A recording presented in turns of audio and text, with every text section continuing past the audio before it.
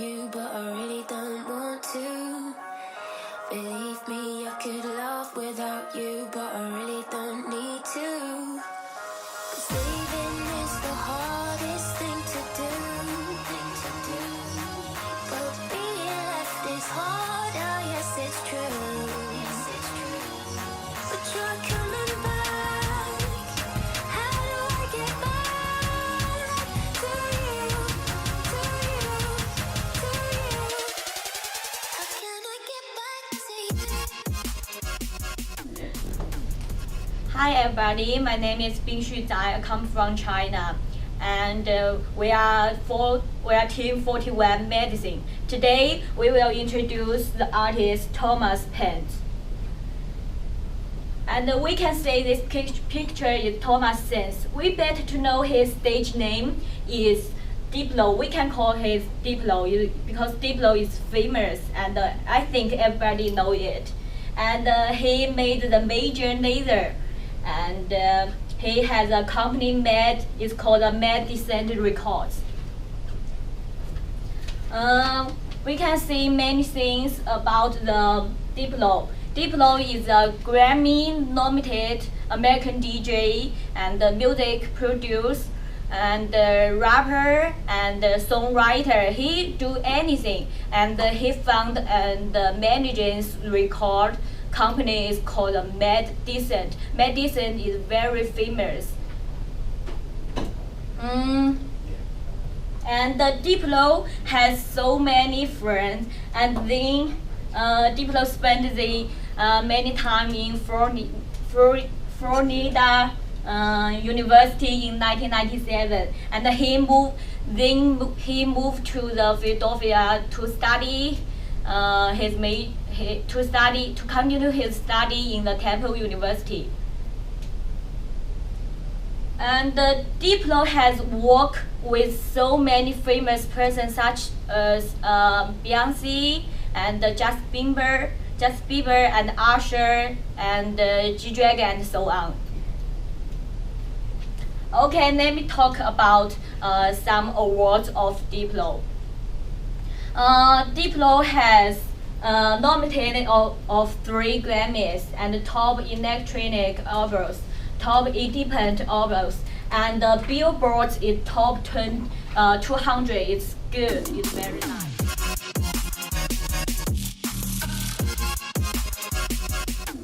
Hi, I'm Sean. I'm from Team 41, also known as Mad Decent, which is also Diplo's recording label. So I'm here to talk about the potential revenue stream today. And his potential revenue stream, just looking at his net worth first, he's worth $15 million. And the way he's gotten that is through various ways with his label, for producing a lot of different artists, such as the ones that were named earlier, like Justin Bieber, Beyonce, Snoop Dogg, etc. And then also, he's done it through his gigs that he does, with just him having his own concerts. He gets $100,000 to $250,000 per gig. That's just to show up and play a little bit. After that, he also does it through the big music festivals, which is like Ultra Music Festival, which is the biggest music festival in the United States.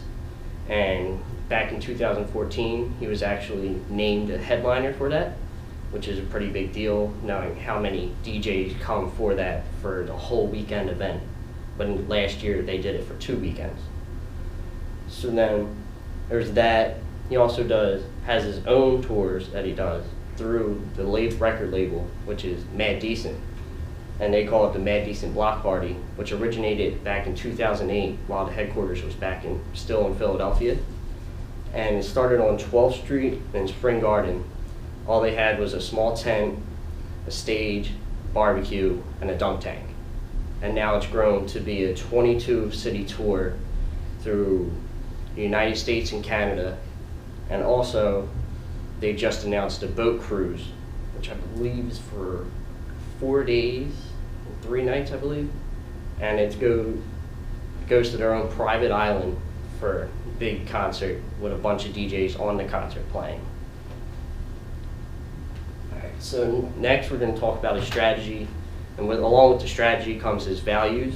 And what Diplo values is a lot of he values his music, definitely values teamwork with all the collaborations he's done with all the different artists, and he definitely values diversity because their entire group does nothing, most of the label has nothing the same on them. Like they have Odd Future, which is a big rap group with Tyler the Creator, Taco, other people that aren't really too important. And also with the diversity, they don't all do the same sound, so that's also a good thing. And then along with that, that builds into their mission, because the mission of Mad Decent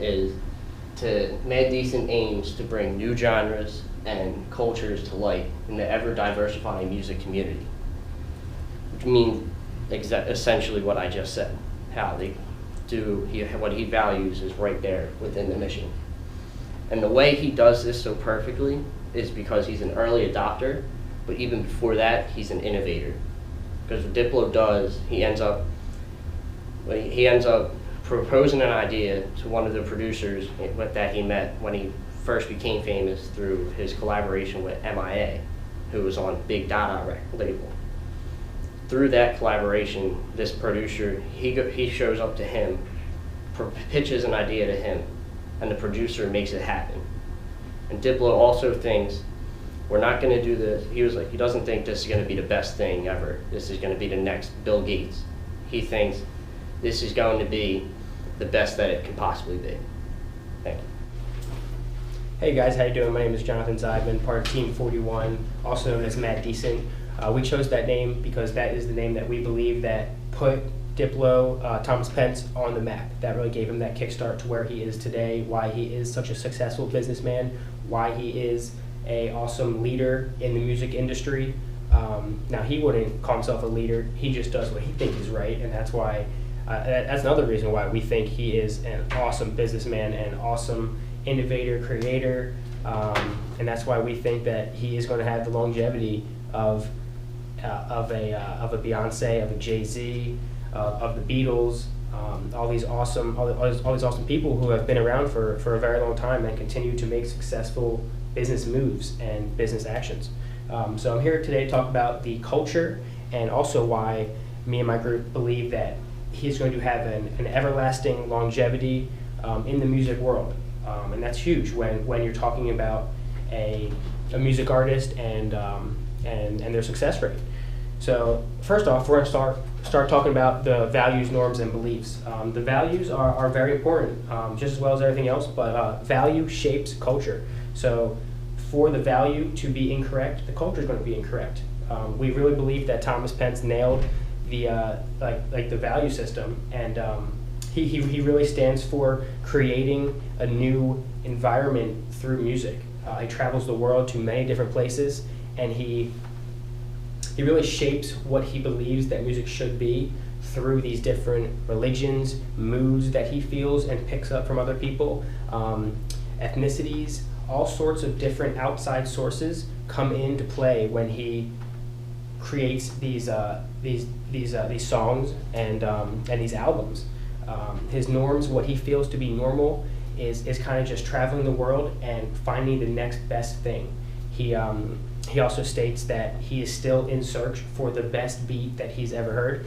I don't think, and he doesn't think either, he actually said this in the YFH magazine article, that he doesn't believe he will ever find it.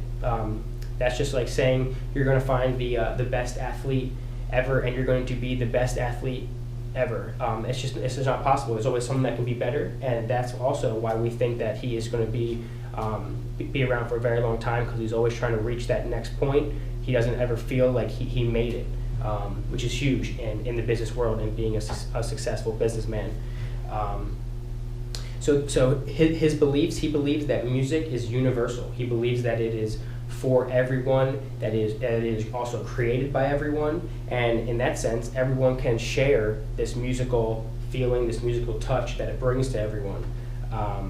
He kind of just goes around and finds the next best thing that he thinks is cool, not necessarily what someone else thinks is cool or what someone else gave him and an idea. Now, he will take all these ideas and stuff for granted, but if he's not liking it, then he's not going to do it, even though it may make a multi-million-dollar hit or a multi-million-dollar selling record. He wants to do what he thinks is appropriate for him as a businessman and his company and his labels. I also pulled this quote off from YFH magazine. It says, Thomas Pentz doesn't find any gratitude in following a trend, but rather makes his own informed opinions on what is cool. Now, we would not say that he is a follower. We would not say he is a trendsetter, but he takes the best of both worlds and adapts to what he sees is doing really well, and he creates something that is off of that avenue, but he creates his own avenue. So he kind of doesn't go down like a quiet road. He takes it and exploits what he thinks are the positives and stays away from the negatives of successful things.